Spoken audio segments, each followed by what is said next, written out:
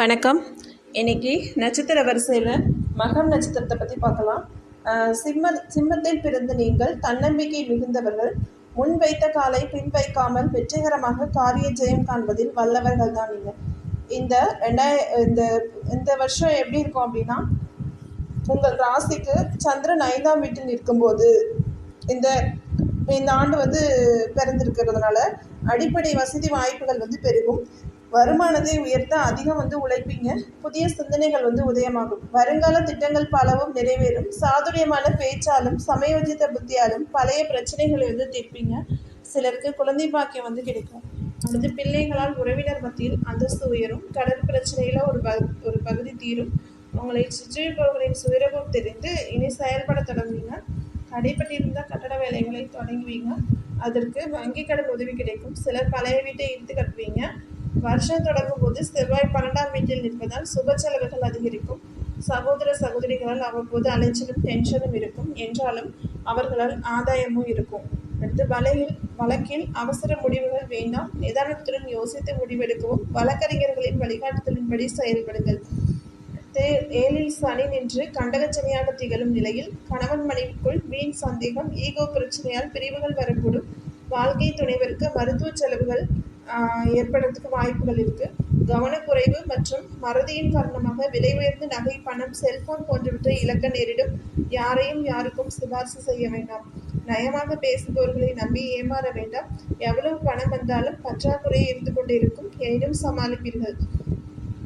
April 25 வரையிலும் உங்கள் ராசிக்கு 2ஆம் வீட்டில் கேதுவும் 8ல் ராகுவும் அமைந்திருப்பதால் சிறு சிறு விபத்துகள், ஏமாற்றங்கள், வீண் விரயம், இனம் தெரியாத கவலைகள் வந்து செல்லும். சிலர் உங்கள் வாயை கிளறி வேடிக்கை பார்ப்பார்கள். அதிகம் பேச வேண்டாம். பார்வை கோளாறு, பல்வலி, காது வலி மற்றும் கணுக்கால் வலி சேரும். ஏப்ரல் 26க்கு பிறகு வரும் வருடம் முடியும் வரைக்கும் உங்கள் ராசிக்குள்ளேயே கேது பகவானும் ராசிக்கு 7ஆம் வீட்டில் ராகுவும் அமர்வதால் கோயில் விசேஷங்களை முன்னின்று நடத்துவீர்கள். புண்ணிய ஸ்தலங்களுக்கு சென்று வருவீர்கள். சிலருக்கு திடீர் பயணங்கள் உண்டு. துரோகம் தூக்கம் குறைஞ்சிருக்கும். சிலருக்கு திடீர் பயணங்கள் உண்டு. தூக்கம் குறையும். யாரையும் எளிதில் நம்பி ஏமாற வேண்டாம். சில காரியங்களை நீங்களே முன்னேற்ற முடிப்பது நல்லது. கணவன் மனைவிக்குள் வீண் சந்தேகம், ஈகோ பிரச்சனையால் பிரிவு வரக்கூடும். வாழ்க்கை துணைவருக்கு இரத்த அழுத்தம், சர்க்கரை அளவு குறைபாடு போன்ற பிரச்சனைகள் ஏற்படலாம். வழக்குகளால் நெருக்கடிகள் சேரும். இந்த ஆண்டின் தொடக்கம் வரை, அதாவது தொடக்கத்திலிருந்து 10/5/2025 வரை பார்த்தீங்கன்னா,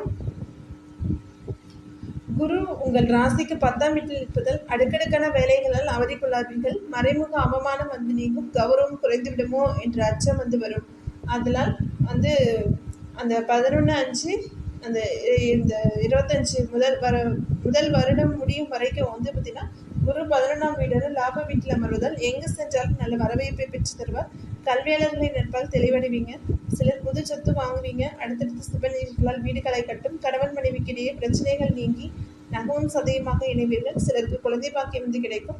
மகளுக்கு நல்ல வரன் அமையும். மகனுக்கு எதிர்பார்த்த நிறுவனத்தில் உயர்கல்வி உத்தியோகம் அமையும். தாயார் உடல்நிலை சீராகும். புண்ணிய ஸ்தலங்களுக்கு சென்று வருவீர்கள். ஆடை ஆபரணம் சேரும். பெரிய பதவிகளுக்கு உங்களுடைய பெயர் பரிந்துரை செய்யப்படும். வியாபாரிகளை பெரிய முதலீடுகள் போட்டு சிக்கிக்கொள்ளாதீர்கள்.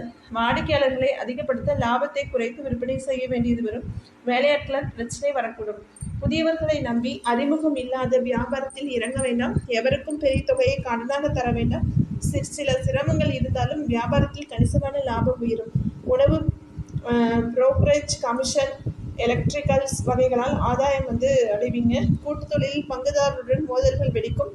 உத்தியோகஸ்தர்களே மேலதிகாரியால் அவ்வப்போது மன உளைச்சல் வந்தாலும் உங்களை நம்பி முக்கிய பொறுப்புகளை ஒப்படைப்பார்.